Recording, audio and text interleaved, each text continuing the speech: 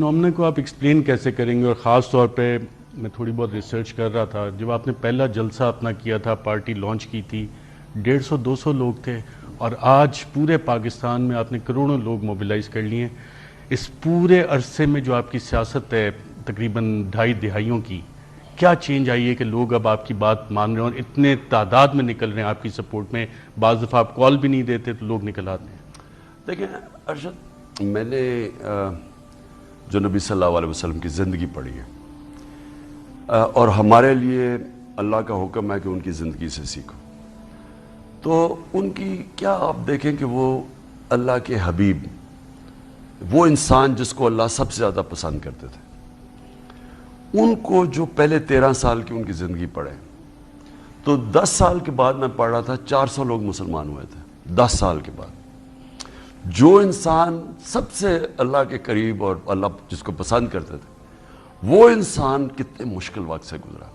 میں نے ہمیشہ جب اپنی پولیٹکس کی، مجھے 14 سال تو لوگوں نے مذاق اڑایا نا میرا، اور کہتے رہے کہ یہ یعنی کہ اس کو سمجھ نہیں ہے، یا یہ اور عموماً سے بات کرتے تھے، آپ نے کیوں اپنا ٹائم ضائع کیا پولیٹکس میں؟ یا آپ دیکھیں نا، اچھے بھلے آپ چل رہے تھے، آپ نے ہاسپٹل بھی بنایا، کرکٹ میں بھی، لیکن دیکھیں آپ فیل ہو گئے پولیٹکس میں۔ تو 14-15 سال تو لوگ مجھے اس طرح کہتے رہے، لیکن میں ہمیشہ سمجھتا تھا کہ جب آپ دو قسم کی سیاست ہیں، ایک تو ذات کے لیے آپ کرتے ہیں، پولیٹکس میں آئے، وزارت، پیسے پوسے بنا لیے، دوسری ہے جو کہ ایک نظریے کی پولیٹکس ہے، جو قائد اعظم نے کی تھی، جس کی ہمارے نبی صلی اللہ علیہ وسلم کی زندگی ہمارے سامنے ہے، جس طرح انہوں نے مشکل وقت میں پھر مدینہ کی ریاست سنبھالی اور پھر دنیا بدل دی۔ لیکن اس سے سبق کیا میں نے سیکھا کہ دیکھیں، اللہ نے ہمارے ہاتھ میں صرف کوشش دی ہے، نیت وہ جانتا ہے کیا نیت ہے، اس کے اوپر وہ عزت ذلت کامیابی دیتا ہے، محنت انسان کرتا ہے، لیکن کامیابی تب تک نہیں آتی جب تو اس کا فیصلہ ہے۔ وہ دلوں کے، جو لوگوں کے دل ہے وہ اللہ کے ہاتھ میں ہے، وہ جب فیصلہ کرتا ہے وہ مڑ جاتے ہیں۔ تو یہ میں نے آہستہ آہستہ دیکھا پبلک کو چینج ہوتے ہوئے، اور میں آپ کو یقین دلاتا ہوں کہ جو میں نے پچھلے 3.5 مہینے میں اس ملک میں پبلک کو چینج ہوتے دیکھا ہے، میں کبھی نہیں سمجھتا تھا کہ اس طرح پبلک نکلے گی خود ہی سڑکوں پہ۔ میں دیکھتا تھا انگلینڈ کے اندر عراق کی جب جنگ تھی، 20 لاکھ لوگ سڑکوں کے اوپر آ گئے اس کے خلاف، امر بالمعروف پہ، کہ یہ غلط کر رہے ہیں اب، حالانکہ حکومت برطانیہ کو فائدہ ہونا تھا عراق جنگ کے اندر، لوگ نکلا ہے کہ نہیں جی آپ غلط کر رہے ہیں، آپ نے لوگوں کے اوپر جنگ لڑ رہے ہیں، ان کے تیل کی وجہ سے کر رہے ہیں۔ 20 لاکھ لوگ، میں یہاں کوشش کرتا رہا، 1000 بھی لوگ نہیں نکلے عراق جنگ کے خلاف، میں نے یہاں کوشش کی لوگوں کو نکالنے کے لیے۔ تو یہ جو اب میں پاکستان دیکھ رہا ہوں، یہ ایک زندہ قوم ہے، یہ واقعی نکل چکی ہے امر بالمعروف پہ، یہ رائے حق کے اوپر نکل چکی اور کھڑے ہونے کے لیے تیار ہے۔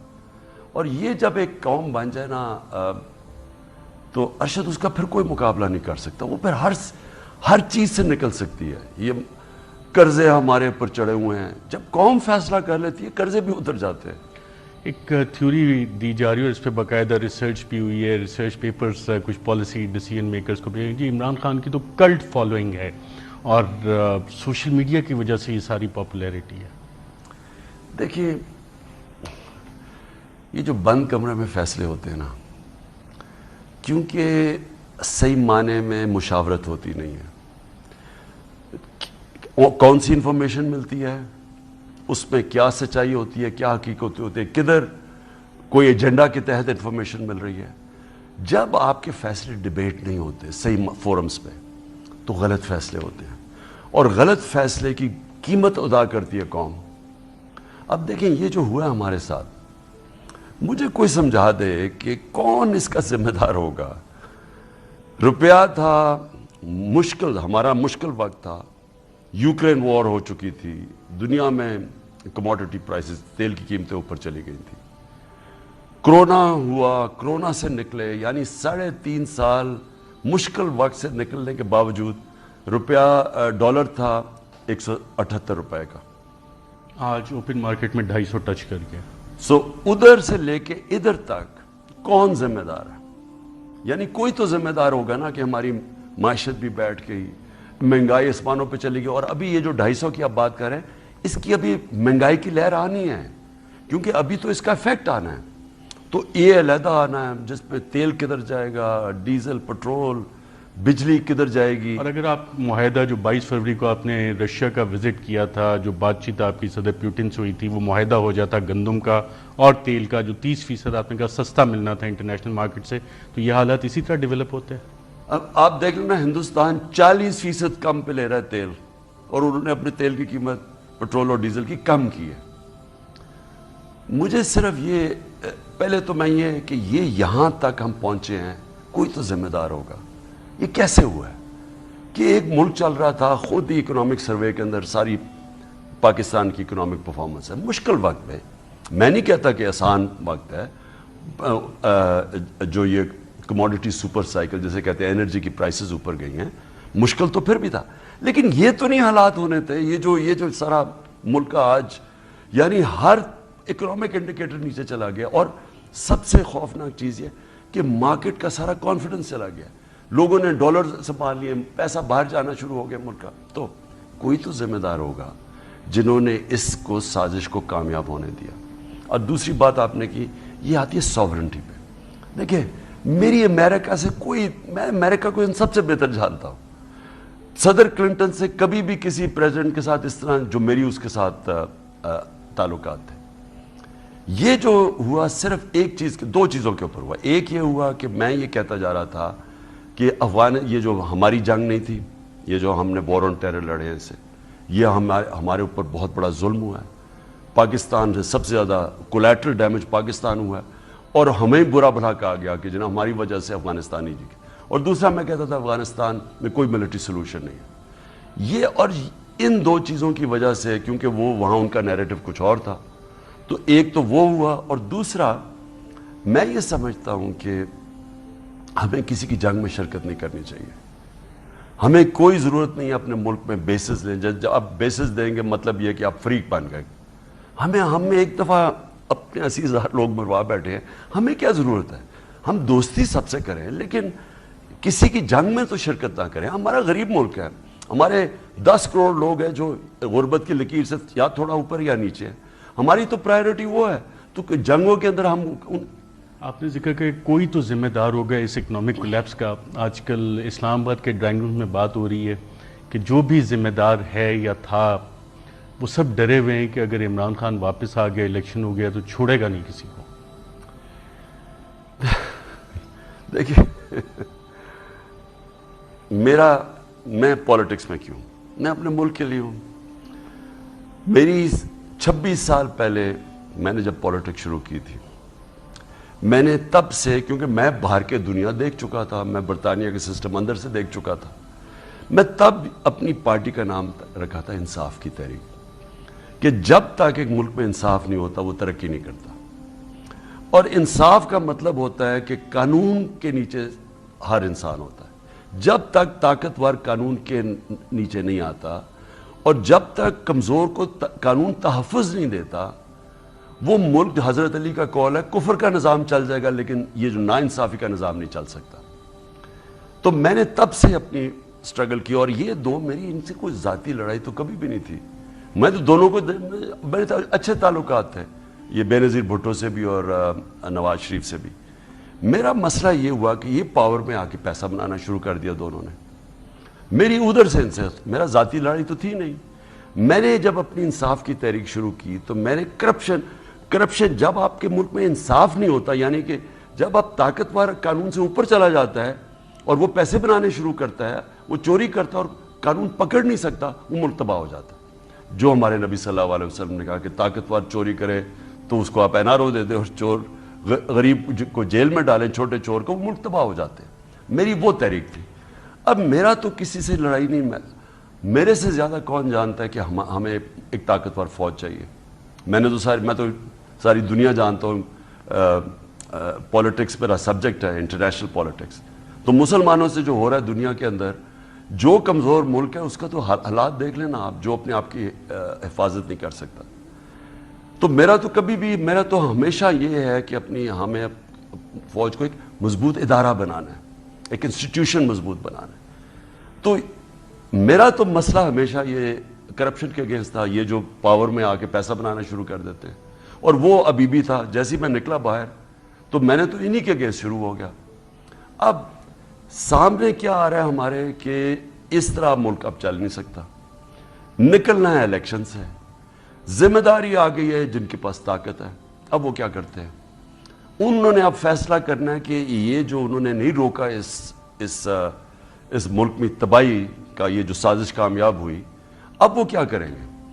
کیا وہ اب پیچھے بیٹھے رہیں گے اور ملک تیزی سے نیچے جا رہا ہے. اور یہ میں نے ایک دفعہ سٹیٹمنٹ دی, میں نے بلکہ ٹی وی پروگرام پہ کہا کہ اگر ہم نے, اور میں نے شروع میں یہ بات کی اور مجھے انہوں نے کہا آرٹیکل 6 لگانا چاہیے میرے اوپر, میں نے ان کو کہا کہ میں دیکھ رہا ہوں اپنی معیشت کو نیچے جاتے ہوئے, اور اگر ہماری معیشت نیچے گئی تو ہم نے پہلی پاکستان کی نیشنل سیکیورٹی پالیسی بنائی تھی. اس میں ہم نے یہ لکھا تھا کہ ملٹری سیکیورٹی کے علاوہ اکنامک سیکیورٹی بھی چاہیے. اور سوویت یونین کی مثال دی کہ جب ان کی اکنامک سیکیورٹی ختم ہوئی یا معاشی طور پہ وہ نیچے گئے تو ان کی وہ ملک ٹوٹ گیا. تو میں تب یہ کہا تو انہوں نے کہا جی آرٹیکل 6. ابھی بھی میں یہ کہہ رہا ہوں کہ جیسے جیسے ہم کمزور ہوتے جا رہے ہیں, اگر یہ بات ٹھیک ہے کہ جنرل باجوہ ٹیلی فون کر رہے ہیں ان کو, امریکیوں کو, کہ ہمیں مدد کرے IMF کے ذریعے, اس کا مطلب کہ ہم کمزور ہوتے جا رہے ہیں. اس لیے آرمی چیف, نہیں تو آرمی چیف کا تو کام نہیں ہے. اور اگر اسی طرح کمزور ہوئے تو آپ کا کیا خیال ہے کہ کیا ہماری امریکہ مدد کرے گا اور وہ پھر ہمیں کوئی ہمارے سے ڈیمانڈ نہیں کرے گا؟ کیا چیز ڈیمانڈ کرے گا ہمارے سے؟ اور مجھے جو خطرہ ہے کہ ہماری سیکیورٹی, ملک کی سیکیورٹی کمزور ہوگی اگر جو ان کی کئی دفعہ ڈیمانڈ آتی رہی, اگر ادھر گئے ہم تو آخر میں پاکستان کو کمزور ہوگا. فائنینشیل ٹائمز میں ایک سٹوری آئی ہے کہ عارف نقوی نے $2.1 ملین آپ کی جماعت کو دیے. یہ ممنوعہ فنڈنگ کیس میں آتا ہے؟ دیکھیں, پہلے تو عارف نقوی کی میں نے یہ آرٹیکل پڑھا آج فائنینشیل ٹائمز میں. عارف نقوی ایک پاکستان کا وہ سمجھیں کہ وہ ٹیلنٹ تھا فائنینشیل ورلڈ کے اندر, جو جتنا وہ اوپر جاتا رہتا اس نے ہمیں فائدہ پہنچانا تھا. میں اسے 20-25 سال سے جانتا ہوں عارف نقوی کو.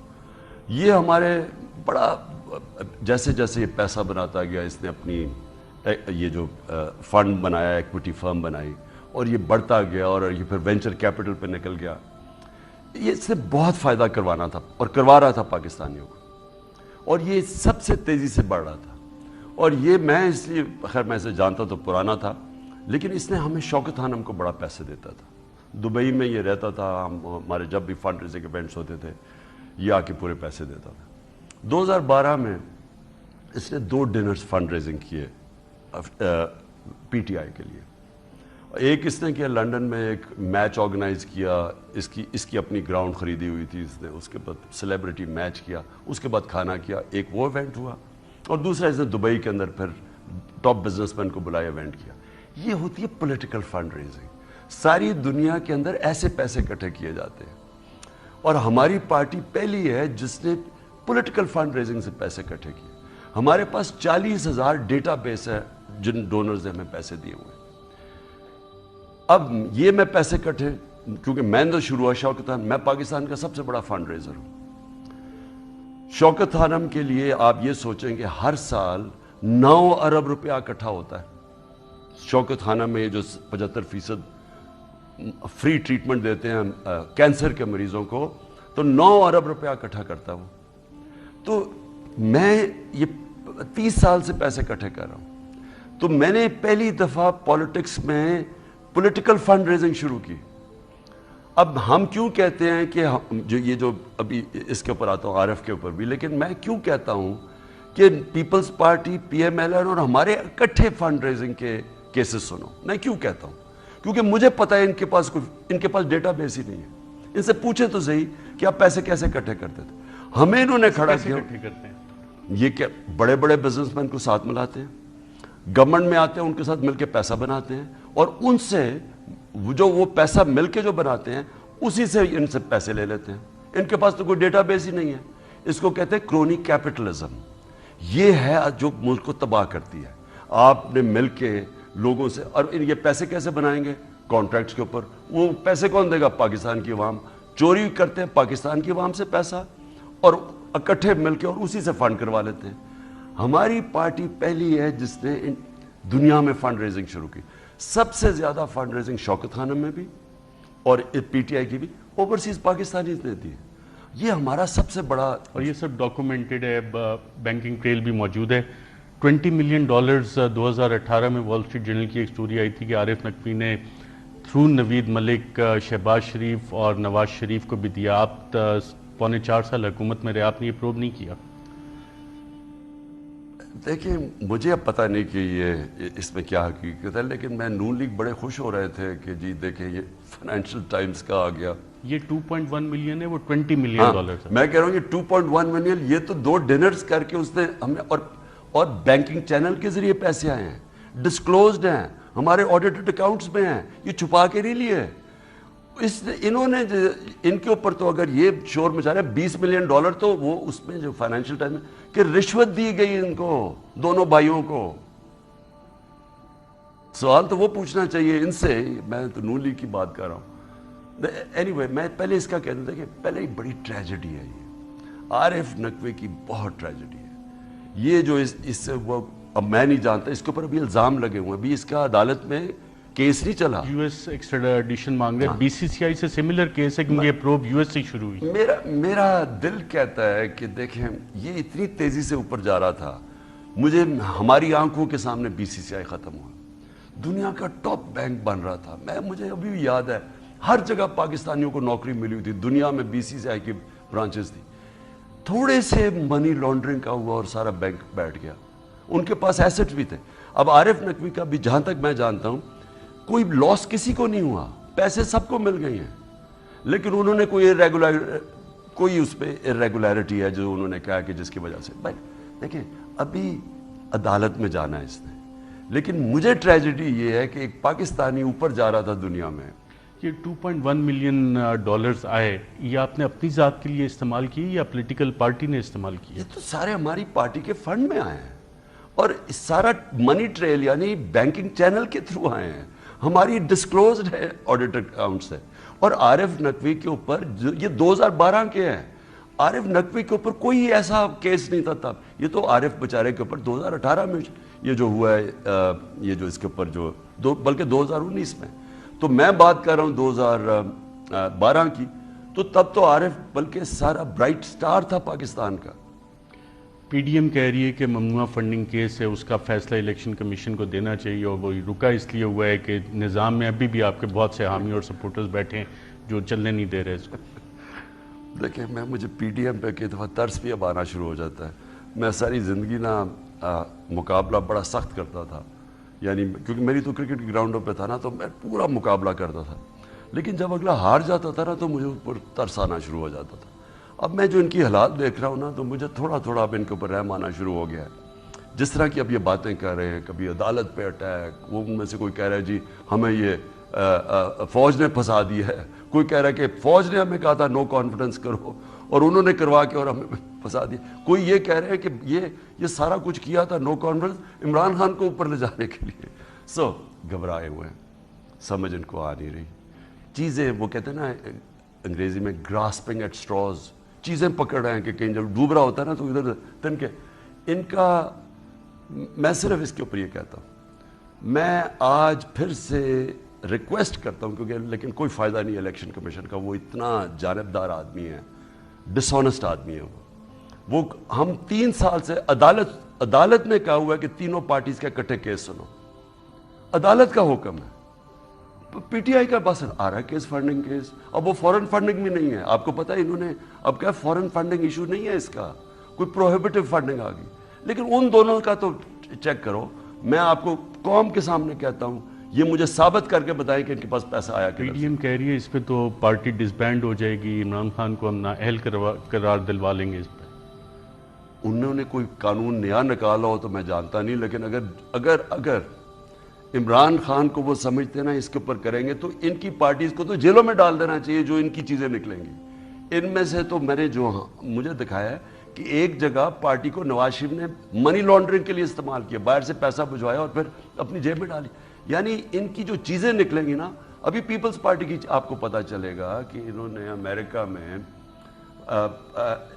جو انہوں نے irregularities کی ہے, میرے خیال میں کوئی گال بریتھ یا کوئی پارٹی فنڈ سے, ایمبیسی کے فنڈ سے پیسے, یہ ساری چیزیں سامنے آنی چاہیے. پتہ تو چلے کہ کون سی پارٹی اس ملک کے اندر پراپر پولیٹیکل فنڈ ریزنگ کرتی ہے اور کون سی پارٹی اس کو پتہ ہی نہیں ہے فنڈ ریزنگ ہوتی کیا ہے. پی ڈی ایم نے متعدد پریس کانفرنسز کی اسمبلی کے اندر. ملک کے سٹنگ وزیر اعظم سیکریٹریٹ استعمال ہوا, سٹنگ وفاقی وزراء, آنریبل ججز آف دا سپریم کورٹ, ان کو نشانہ بنایا گیا, انڈیپینڈنس آف دا جوڈیشری کو ٹارگٹ کیا جا رہا ہے. بطور سابق وزیر اعظم اور ایک بڑی سیاسی جماعت کے سربراہ, عدلیہ کے دفاع میں آپ کھڑے ہوں گے؟ دیکھیں, یہ پہلے تو عدلیہ کا آپ کو پتہ ہونا چاہیے کہ پہلی دفعہ یہ نہیں کر رہی ہے. مجھے یاد ہے کہ انہوں نے نواز شریف نے ایل ڈی اے کے کچھ اربوں روپے کے پلاٹس اس نے لوگوں کو دے دیے تھے. لاہور ہائی کورٹ نے ان کی وہ پلاٹس کے اوپر اس نے کال کر دیا, کیس سننا شروع کر دیا. انہوں نے باقی ججز کو پلاٹ رشوت دے کے وہ کیس ختم کروایا تھا. وہی کیا جب سجاد علی شاہ کو, وہ جب اس کا کیس سننا شروع کیا اس نے, انہوں نے سب کے سامنے, انٹرنیشنل نیوز ہے جو انہوں نے لوگوں کو ڈنڈوں سے بھیجا اور سجاد علی شاہ جان بچا کے نکلے. اس کے بعد بریف کیس چلے اور باقی ججز کو خریدا گیا. یہ ان کی تاریخ ہے. جسٹس ان کو کال کر رہے ہیں کہ جی یہ ایسا فیصلہ کر دو. ان کی ساری تاریخ ہے, کیونکہ یہ کبھی بھی آزاد اور مضبوط عدلیہ کو افورڈ نہیں کر سکتے تھے, کیونکہ یہ چوری کر رہے تھے. ان کو کنٹرول میں چاہیے تھی ایک عدلیہ جو ان کے کنٹرول میں ہو. انہوں نے صرف وہی نہیں, نیب بھی کنٹرول میں, اب نیب کنٹرول میں لے لیے, ایف آئی اے ان کے کیسز اس کو کنٹرول میں لے لیا. یہ کبھی بھی میڈیا پہ پیسے چلاتے تھے.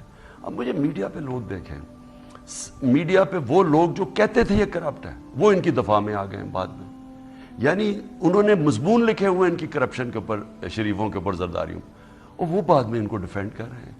تو مجھے صرف افسوس یہ ہے کہ ان کو اب 30 سال سے ساری قوم جانتی ہے ان کو, یہ دونوں گھروں کو. انہوں نے 30 سال سے حکومت کی ہے ملک میں. ان کے اوپر کتابیں لکھی ہوئی ہیں ان کی کرپشن پہ, انٹرنیشنلی کتابیں لکھی ہوئی ہیں. ان کے اوپر ڈاکیومنٹریز بی بی سی کی 2 بنی ہوئی, ایک ایک کے اوپر, دونوں ان کی کرپشن کے اوپر. ان کے باہر اخباروں میں مضمون آئے ہوئے ہیں, انگلینڈ کے اخباروں میں, امریکہ میں, ان کی کرپشن کے اوپر. اور آج بھی پاکستان میں لوگ بیٹھے ہیں جو صحافی جو ان کو ڈیفینڈ کرتے ہیں, اور ایسے لوگ ہیں جو سمجھتے ہیں کہ واقعی یہ ملک ٹھیک کر لیں گے. یعنی جب یہ سازش کامیاب ہو رہی تھی تو میں اپنے ذہن میں سوچ رہا تھا کہ کیا باقی جن کے پاس طاقت ہے ان کو نہیں پتا کہ انہوں نے کتنی چوری کی ہے, کیونکہ وہ پہلے تو یہ ان کی چوریوں کی بات کرتے تھے. جن کے پاس طاقت تھی انہوں نے تو خود ہی, یہ جو جے آئی ٹی بنی تھی جو نواز شریف کے اوپر, اس کے اندر تو 2 بریگیڈرز تھے. ابھی انہوں نے آپ کو داستانیں سنائی ان کی کرپشن کی. ان سے زیادہ تو خیر مجھے پتا تھا, لیکن سب کو پتا ہے ان کی کرپشن کی, اور وہ کہتے رہتے تھے. تو آپ کے میں نے کبھی مجھے سمجھ نہیں آئی کہ جب آپ دیکھ رہے ہیں کہ اس طرح کا ٹولہ چوروں کا جنہوں نے ملک کا بیڑا غرق کر کے رکھ دیا. یاد رکھیں آپ 90 کی دہائی میں, 90 کی دہائی میں پہلی دفعہ ہمارے ساتھ ہمارے سے ہندوستان آگے نکلا اور بنگلہ دیش آگے نکلا. 90 کی دہائی سے پہلے پاکستان دونوں ملکوں سے آگے تھا. ہر اکنامک انڈیکیٹر خوشحالی یہاں زیادہ تھی. یہ جب سے 2 آئے ہیں ہم ان سے بھی پیچھے رہ گئے. یہ امیر ہوتے گئے, قوم مقروض ہوتی گئی. اور جنرل ضیاء کا بھی دور ان سے بہتر تھا, جنرل مشرف کا بھی دور ان دونوں سے بہتر تھا. تو ان کو اب انہوں نے جب آنا تھا, مجھے کبھی سمجھ نہیں آئی کہ ملک 6% پہ گرو کر رہا ہے. یعنی ریکارڈ 2 سالوں میں گروتھ ریٹ ہوئی ہے 17 سالوں کے بعد. تو اور 2 سال اور یہ کنٹینیو کرے تو آپ مڈل انکم کنٹری میں آ جاتے ہیں. اور صرف ہمارا مسئلہ تھا یہ کموڈٹی پرائسز جو اوپر گئے ہوئے ہیں, اور اس کا بھی ہم نے بندوبست کیا ہوا تھا. لیکن اب مجھے یہ بتائیں کہ وہاں سے ملک نیچے آیا ہے, کیا پتہ نہیں تھا کہ ان لوگوں کا پاسٹ ریکارڈ کیا ہے, کہ انہوں نے پہلے چوری کے علاوہ انہوں نے ملک کی کس 99 میں جب نواز شریف گیا تب بینکرپٹ ملک, 2018 میں گیا تو پاکستان کی تاریخ کا سب سے بڑا کرنٹ اکاؤنٹ ڈیفیسٹ, سب سے بڑا خسارہ چھوڑ کے گئے, جو ہمیں 1 سال لگا مشکل حالات میں. تو میں ہمیشہ اپنے آپ سے پوچھتا ہوں کہ کیا میں ہی صرف ٹھیکہ لے ہوئے کرپٹ لوگوں کے خلاف, کیا یہ ہمارے ملک کی اور لوگوں کی اداروں کی ذمہ داری نہیں کہ وہ لوگ جن کی ساری تاریخ سامنے ہے ان کی چوری کی, ان کو کیسے ہم نے ملک کے اوپر مسلط ہونے دیا؟ یہ جنہوں نے بھی کیا سب کی ذمہ داری ہے. یہ جو آج ہم نیچے جا رہے ہیں, جو 250 روپے کا ڈالر پہنچ گیا ہے, کوئی تو ذمہ دار ہے نا اس کا. جنرل مشرف نے NRO-1 دیا, وہ کون ہے جس نے ان کو NRO-2 دیا؟ دیکھیں جب یہ آئے تھے تو NRO ہی لینے آئے تھے. اب میرے سے مجھے یہ دیکھیں نا ارشد, جب پہلی دن انہوں نے مجھے تقریر نہیں کرنے دی جب میں پرائم منسٹر بنا. کیوں نہیں کرنے دی؟ میں نے تو بھی کچھ بھی نہیں کیا تھا. کیسز تو ان کے دور کے بنے ہوئے تھے, میں نے تو کوئی کیس نہیں بنایا. عمران خان کا خوف ہی بہت زیادہ ہے. نہیں, ان کو کیوں کیا تھا؟ باؤنسرز اتنی ان مارتے ہیں, کو یارکرز مارتے پتا تھا کہ میں نے ان کو NRO نہیں دینا. تو پہلے دن سے میرے خلاف یہ ہو گئے. ہر موقع پہ انہوں نے کوشش کی میرے سے بلیک میل کر کے NRO لینے کی, اور مجھے اتنا تکلیف ہے کہ یہ پھر سے واپس, میں کبھی نہیں سوچتا تھا کہ اس ملک میں یہ واپس آئیں گے. بہادر شاہ ظفر دلی تک کنفائن ہو گیا تھا اور اپنے بیٹے کو جانشین بھی مقرر نہیں کر سکا. شہباز شریف بطور وزیر اعظم اب صرف اسلام آباد کی حدود تک آپ نے کنفائن کر دیے, ان کے صاحبزادے کو آپ نے وزیر اعلیٰ بھی نہیں بننے دیا. الیکشنز کب تک آپ ہوتے دیکھ رہے ہیں؟ الیکشنز تو جتنی جلدی ہو سکے ملک کی بہتری ہے اس میں, لیکن ابھی ہم دیکھتے ہیں کہ یہاں سینٹر کے اندر یہ کیا ان کے حالات ہیں, یہ کیا فیل کر رہے ہیں. مجھے تو نہیں سمجھ آ رہی کہ اب ان کو اب کیا چیز روک رہی ہے الیکشن سے. صرف یہ جس طرح یہ شاید خوف اب یہ آ گیا کہ الیکشن ہار نہ جائیں, اس کے خوف سے. لیکن میرے خیال میں اس وقت اگر ہم نے اپنی اکانومی کو بچانا ہے, اپنے ملک کو سٹیبل کرنا ہے, تو الیکشنز کے علاوہ اب کوئی راستہ نہیں ہے. خیبر پختونخوا میں آپ کے پاس حکومت, پنجاب میں آپ کے پاس حکومت, GB میں آپ کے پاس حکومت, AJK میں آپ کے پاس حکومت. You are happy and contented کہ ٹھیک ہے جو بھی چلانا ہے چلائیں, آپ وہاں پہ لوگوں کے لیے ڈیلیوری کرتے جائیں گے ان جگہوں پہ؟ ہمارے لیے دیکھیں اس وقت ہمارے لیے آسانی ہے. PTI کی آپ بات کریں, پاکستانیوں کے لیے مشکل ہے اور مشکلات بڑھتی جائیں گی. تو ہم تو اگر اس طرح بیٹھے رہیں تو یہ تو خود ہی جس طرح جا رہے ہیں لوگ, یعنی اپنے آپ کو دفن کر رہے ہیں. جتنی دیر یہ بیٹھے رہیں گے اتنی دیر نیچے جائیں گے. لیکن ملک کے لیے اس وقت یہ سچویشن ٹھیک. اکتوبر میں آپ الیکشن ہوتے دیکھ رہے ہیں؟ پاکستان کے لیے جتنی جلدی الیکشنز ہو جائیں. آپ کے حوالے سے ایک بات کی جاتی ہے, بہت سے لوگ یہ سوال کا جواب جاننا چاہتے ہیں, عمران خان نے ذاتی طور پہ کتنی بڑی قربانیاں دی ہیں پاکستان کی خاطر؟ کیا میں کہہ سکتا ہوں. دیکھیں, جب آپ ایک فیصلہ کرتے ہیں کسی مقصد کے پیچھے, تو پھر آگے یہ نہیں سوچتے کہ میں اپنی بات کر رہا ہوں اب, کہ میں نے جب فیصلہ کرتا تھا کہ میں کرکٹر بننا چاہتا تھا, تو میرا ایک, اس کے بعد میں نے پھر کوئی اور سوچا نہیں کہ میں یعنی جو بھی ہوگا میں بنوں گا. اور پھر جب ہسپتال کے لیے, وہ بہت ہی مشکل تھا میرے لیے ہاسپٹل بنانا, کیونکہ یعنی مجھے بڑی مشکلات آئیں, لیکن میں نے کبھی سوچا نہیں کہ میں پیچھے ہٹوں گا. اور اسی طرح یہ جب میں پولیٹکس میں آیا تو 14 سال مذاق اڑتا رہا, لیکن میں نے کبھی یہ نہیں سوچا کہ میں ہاروں گا. اور اس کے اندر پھر جب آپ ایک مقصد, آپ کا زندگی کا اپنے سے بڑا مقصد ہوتا ہے, یعنی ذات کے لیے تو نہیں کر رہا تھا. اگر آپ ذات کی بات کریں نا, کہ اگر کریئر بنانے کے لیے, تو پھر واقعی انسان سمجھتا ہے کہ دیکھیں میری قربانیاں کتنی ہیں پہنچنے کے لیے. وہ آدمی سوچتا ہے میں کیوں کروں, اگر میری آسان زندگی ہے تو میں کیوں قربانی. لیکن آپ جب آرام سے زندگی گزار سکتے ہیں, کیوں اتنی اس ایج میں جتنا آپ نے آخری جلسے کیے پورا دن اتنی گرمی میں, کیوں؟ پاکستان کے لیے. کیونکہ دیکھیں ہم پاکستان کے ساتھ بڑے ہوئے. میں جب کرکٹ میں آیا تھا تو ہماری ٹیم بالکل نیچے تھی. مجھے یاد ہے ہمارے سینئر پلیئر کہتے تھے کہ انگریز سے عزت ہے, ہار جاؤ تو بڑی بات ہے. میں تب شروع کی تھی اپنی کرکٹ, یعنی جیتنے کا سوچتے نہیں تھے, کیونکہ پہلے ہی گراؤنڈ سے پہلے ہی ہارے ہوئے ہوتے تھے. اور اسی طرح آہستہ آہستہ جب ہمیں فخر ہوتا تھا جب ہم دنیا میں اوپر آتے گئے. اب تو ماشاءاللہ جیتے رہے ہیں, لیکن جب میں نے شروع کی تھی تو پہلے سے ہی ڈرے ہوئے ہوتے تھے, کیوں نئی نئی غلامی سے آزادی ملی تھی نا. اسی طرح میرا ہمیشہ تھا کہ پاکستان ایک خوددار ملک بنے.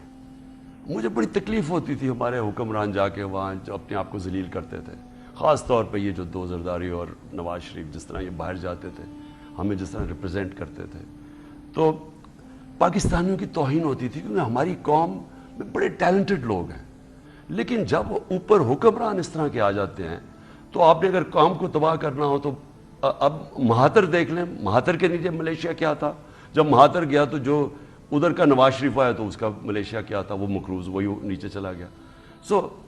میں ہمیشہ چاہتا تھا کہ خوددار قوم اپنے پیر پہ کھڑی ہو, خاص طور پہ جو وار آن ٹیرر میں ہم نے دیکھا، جو ہم نے بدترین غلامی کی امریکہ کی، مجھے اس کی بڑی تکلیف. ریمنڈ ڈیوس دن دہاڑے 2 لوگوں کو مار کے چلا جاتا ہے، سارے ڈرتے ہیں جی. کوئی کسی کی جرت نہیں ہوتی کہنے کہ آپ کے ملک کے اندر جب ایمل کالسی نے مارا تھا تو یہاں سے غیر قانونی طور پہ اٹھا کے لے گئے اس کو، اور اس کو رمزی یوسف کو ہمارے قانون توڑ کے لے گئے. لیکن ہم وہ آدمی قتل کرتا ہے، ایک اور کوئی کرنل تھا، یعنی چھوڑے 400 ڈرون اٹیک کر دیتے ہیں ملک پہ. وہ اپنے لوگ ان کی مدد کر رہے ہیں، ہمارے پہ اٹیک ہو رہے ہیں، ہمارے لوگ مر رہے ہیں، وہ بدلہ ہمارے سے لے رہے ہیں، خود کش حملے ہو رہے ہیں، اور ہمیں کہا جا رہا ہے کہ ہماری وجہ سے ہم دوگلے ہیں. تو مجھے یہ جو ذلت تھی نا، مجھے ہمیشہ اس کے خلاف تھا. اور میں یہ سمجھتا ہوں کہ ہمارے ملک میں بڑا ٹیلنٹ اور پوٹینشل ہے، اور اس کو اگر مجھے اللہ نے اتنا زیادہ دیا، میں اپنے ملک کے نہیں لڑوں گا تو پھر کون لڑے گا؟ اور پاکستان 75 سال اپنے یوم آزادی منانے کے قریب ہے. 14 اگست کو ہم نے یوم آزادی منانی ہے. آپ حقیقی آزادی کی بات کرتے ہیں. 11 اگست کانسٹیٹیوئنٹ اسمبلی کا اعظم نے کہا تھا کرپشن اور رشوت پاکستان کی باڈی پالیٹک کے لیے کینسر ہے. حقیقی آزادی 75 سال جب ہم ہوں گے تو ہم بنا سکیں گے صحیح معنوں میں؟ سب سے پہلے تو اپنی ساورنٹی، جو میں آزاد پاکستان چاہتا ہوں. جس طرح ہندوستان اپنے فیصلے کرتا ہے، ہندوستان نے تیل خریدا ہے روس سے، امریکہ کا اہل آیا ہے، انہوں نے کہا نہیں ہمارے لوگ غربت ہے، ہم اپنے لوگوں کے اوپر بوجھ نہیں ڈالیں گے. تو آزاد ملک، میں یہ ایک ساورنٹی چاہتا ہوں. دوسرا، جو ہمارے نچلا طبقہ ہے، اب یہ آپ دیہات میں جاؤ، تھانہ کچہری پالیٹکس، یہ کیا ہے؟ عام آدمی کو پروٹیکشن نہیں ہے، اس کے اوپر جھوٹے کیسز کر دو، جو کر دو، وہ بیچارہ سندھ میں حالات دیکھیں، جانوروں کی طرح انسانوں کو رکھتے ہیں وہاں. یہ اب یہ آپ کا خیال ہے کہ زرداری کو کوئی ووٹ دے گا سندھ میں؟ خوف ہے اس کا. جھوٹے کیسز، گنڈے رکھے ہوئے، لوگوں کو مارے پڑواتے ہیں، جیلوں میں ڈلوا دیتے ہیں، بیچارے بے بس ہیں، لوگ غلام ہیں. ان کی آزادی، وہ اور آزادی آئے گی رول آف لا سے، جب آپ انصاف کا نظام ٹھیک کریں گے، لوگوں کو پروٹیکشن دیں گے. جہالت سے آزادی، آپ تعلیم ہی نہیں دیتے لوگوں کو، صرف چھوٹے سے لوگوں کے لیے انگلش میڈیم، باقی لوگوں کے لیے ہوتا ہے. تو میں جو ایک ملک جو خوددار ملک ہے، اور ہمارے سامنے چین کھڑا ہوا ہے، 30 سالوں میں وہ کہاں سے کہاں پہنچ گیا، اور انہوں نے وہی چیزیں کی ہیں کہ اپنے لوگوں کو پہلے غربت سے آزاد کیا ہے، غربت سے اٹھایا ہے، اوپر سے 450 وزیروں کو انہوں نے کرپشن میں پکڑا. 450 وزیروں میں. یہاں کہتے جی کرپشن تو اور ملکوں میں. جو ملک اوپر جاتا ہے وہ سب سے پہلے طاقتور کو قانون کے نیچے لے کے آتا ہے. چائنا نے ثابت کیا، اور پھر وہ اوپر اٹھتا ہے. اور یہ جو ہمارے فیصلے، ملک کے فیصلے، جو فورن پالیسی ہو، وہ اپنے لوگوں کی بہتری کے لیے ہو.